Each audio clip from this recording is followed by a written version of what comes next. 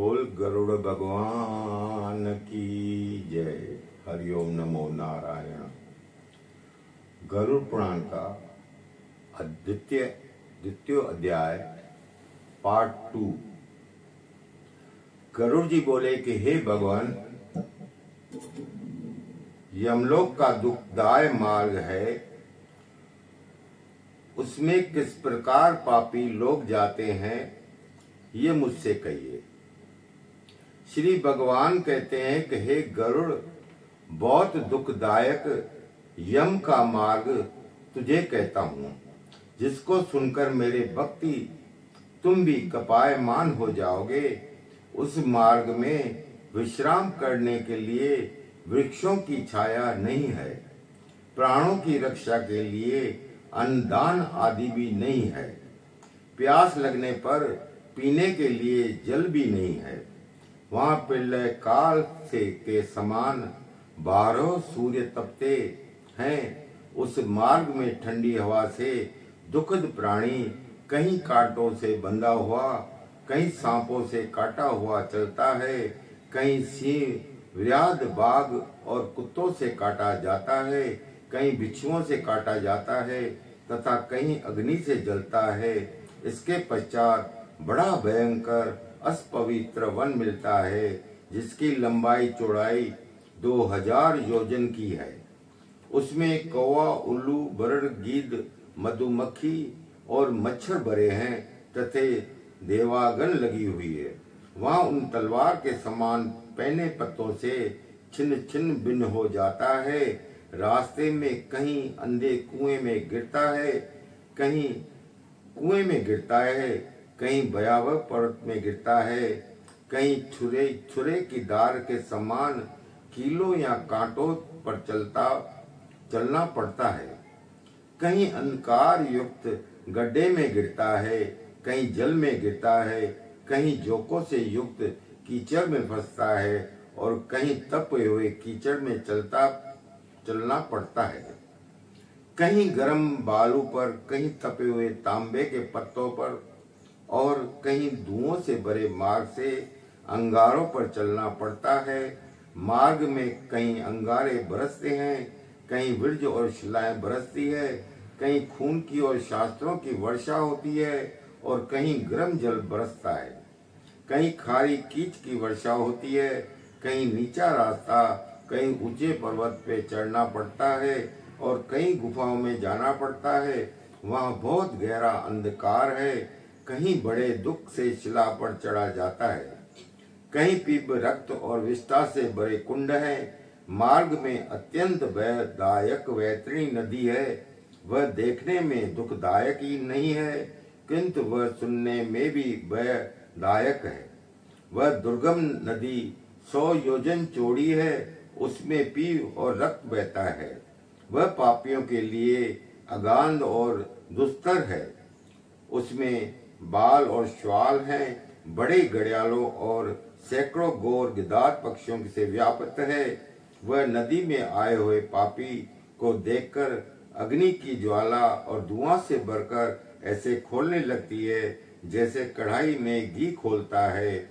वह नदी सुई और तुल्य मुंह वाले घोर कीड़ों से भरी है तथा वृक्ष के समान चोंच वाले गीद और कौओं से घिरी है तथा सुस, घड़ियाल, मगर, जोक, मच्छ, कछुआ आदि जलचर तथा फल में रहने वाले अन्य मांस भक्षक जीवों से पूर्ण है। उस नदी की धारा में पड़े हुए पापी लोग हा भाई या हा पुत्र, हा तात इस प्रकार बारंबार चिल्लाकर रोते हैं। जब प्राणी को भूख और प्यास लगती है तो रक्त ही पीने को मिलता है, क्योंकि उस नदी में फैन युक्त रुद्र ही बहता है। वह बड़े जोर से गरजती है, उसकी ओर देखा भी नहीं जाता। वह ऐसी भयंकर है कि उसको देखकर ही पापी अचेत हो जाता है। उसमें बहुत से बिच्छू और काले सांप भरे हुए हैं। उसमें पड़े हुए बचाने वाला कोई नहीं। इस वैतरणी नदी में लाखों बोहर पड़ते हैं, जिसमें पापी लोग क्षण मात्र में पाताल में चले जाते हैं और क्षण भर में ही ऊपर आ जाते हैं। वह नदी पापियों को गिराने के लिए ही बनाई गई है, उसका पार नहीं दिखाई देता है, वह बहुत दुखदायक और दुस्तर है। इस प्रकार अनेक क्लेश और दुखों से भरे यम मार्ग में पापी लोग रोते और चिल्लाते जाते हैं। किसी को फांस में बांधकर, किसी को अंकुशों से खींचकर, किसी को बाला आदि अस्त्रों में छेदकर यमदूत ले जाते हैं, तथा किसी के नाक में और किसी के कान में रस्सी बांधकर तथा किसी को काल की फांसी में बांधकर खींचते हैं और किसी को कोहे की चोंच के घसीटते हैं। यमदूत किसी के गले, हाथ पैर बांधकर और पीठ में सकल बांधकर उन पर लोहा लादकर मार्ग में ले जाते हैं, तथा यमदूत भयंकर मुद्गरों से मारते हैं, जिससे मुंह से खून गिरने लगता है।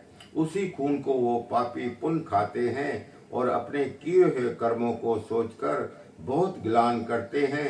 अत्यंत दुख भोगते हुए यमलोक को जाते हैं।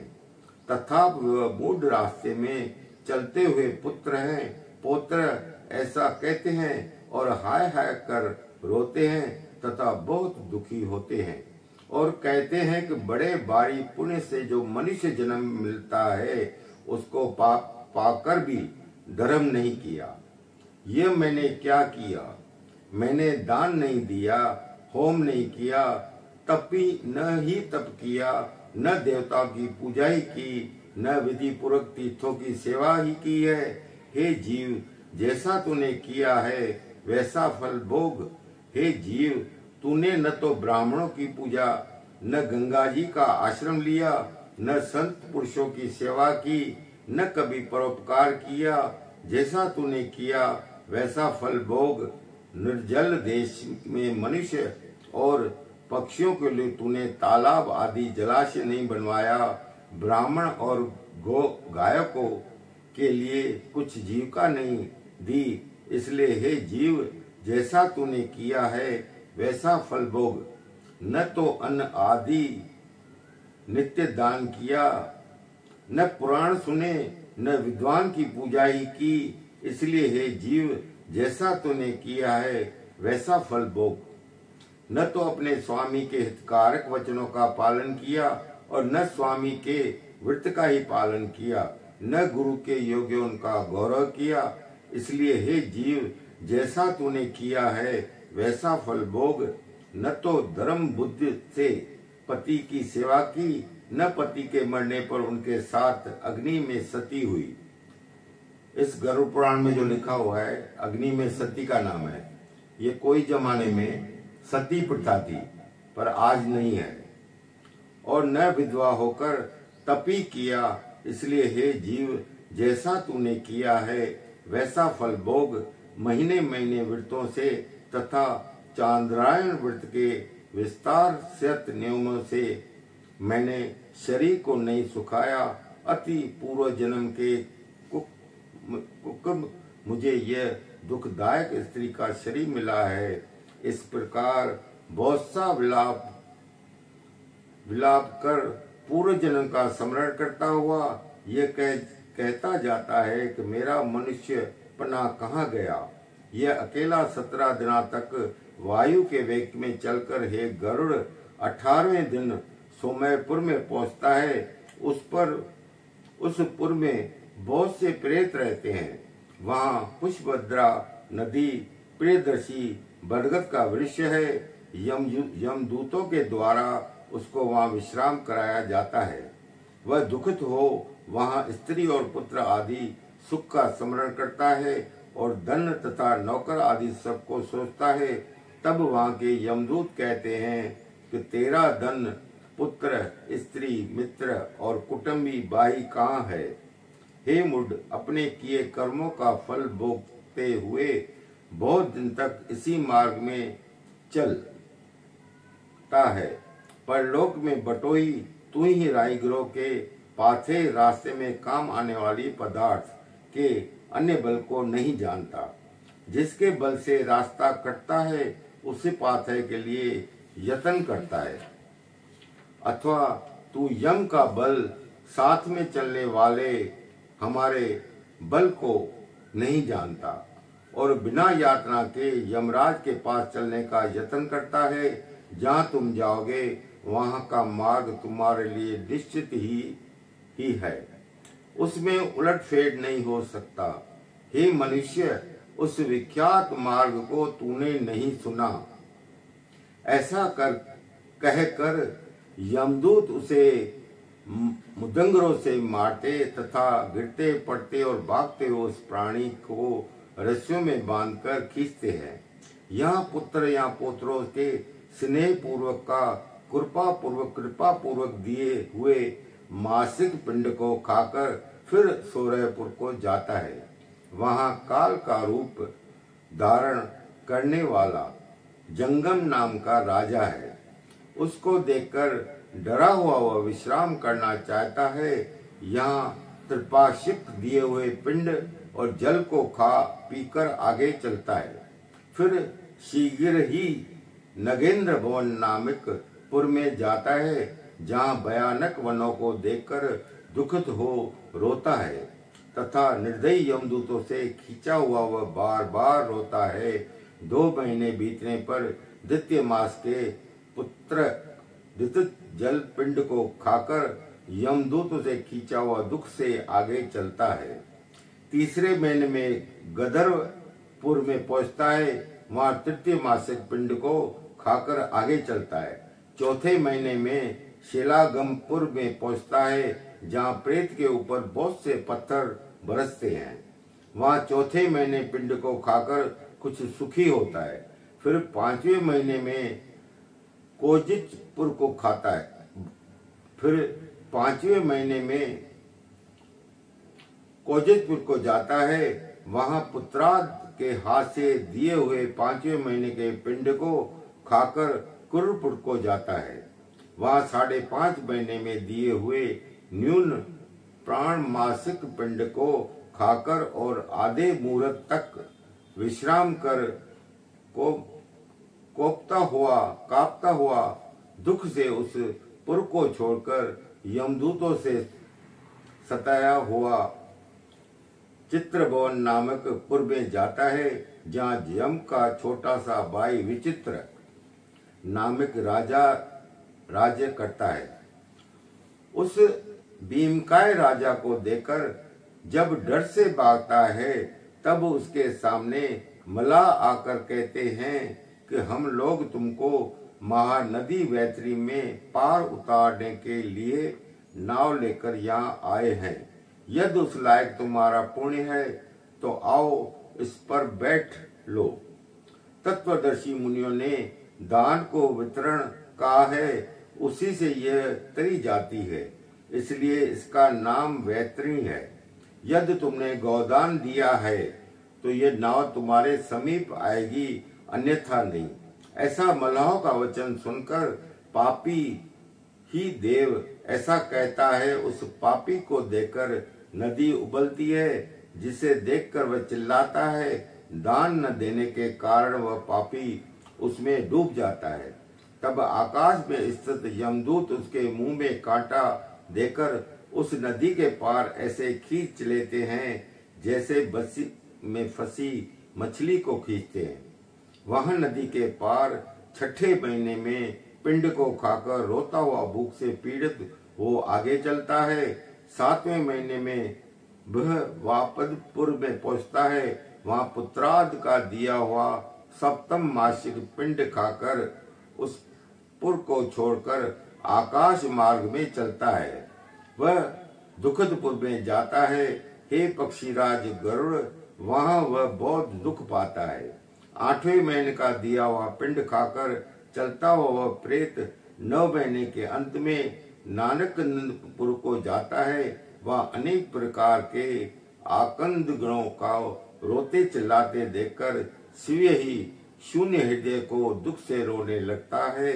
वहां भी 9 मासिक पिंड खाकर यमदूतों से ताड़ित हुआ उस पुर को छोड़कर बड़े कष्ट से 10वें महीने में सत्यपुत्र भवन को जाता है। वह पुत्राद का दिया हुआ जल पीकर और पिंड खाकर भी सुखी नहीं होता। 11वें महीने के अंत में रौद्रपुर को जाता है। वहां 11वें महीने का पुत्राज से दिया हुआ पिंड खाकर 11.5 महीने से पर्यवर्षण प्राण को जाता है। जहां के प्रेतों का दुखद करने के लिए वे मेह बरसता है, वहां पुत्राद आदि से दिए हुए न्यूनाभिक पिंड को दुखद को खाता है। वहां से चलकर पूरा वर्ष होने पर शीतांडेर नगर में पहुंचता है, जहां हिमालय से भी 100 गुनी ठंडक पड़ती है। शीत से दुखी भूखों मरता हुआ वह दशो दिशा में देखता है कि यहाँ मेरा कोई बंधु भी है कि जो मेरा दुख दूर करे। तब यमदूत कहते हैं, तेरा ऐसा पुण्य कहाँ जो दुख दूर करे। वहाँ वार्षिक पिंड खाकर उसे कुछ धैर्य होता है। फिर वर्ष के अंत से यमलोक के पास बहुपीतपुर में जाकर हस्तमात्र शरीर को छोड़ देता है और कर्म भोगने के लिए वायु रूप व आकाशचारी अग्निष्ठ मात्र यात्रा शरीर को पाकर यमदूतों के साथ जाता है।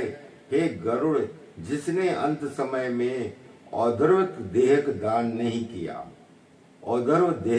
नहीं किया, वही इस प्रकार दंड बंधनों से बंधा हुआ कष्ट को से जाता है, और जिसने अंत समय में औधर्व देह दान दिया वह सुख पूर्वक जाता है।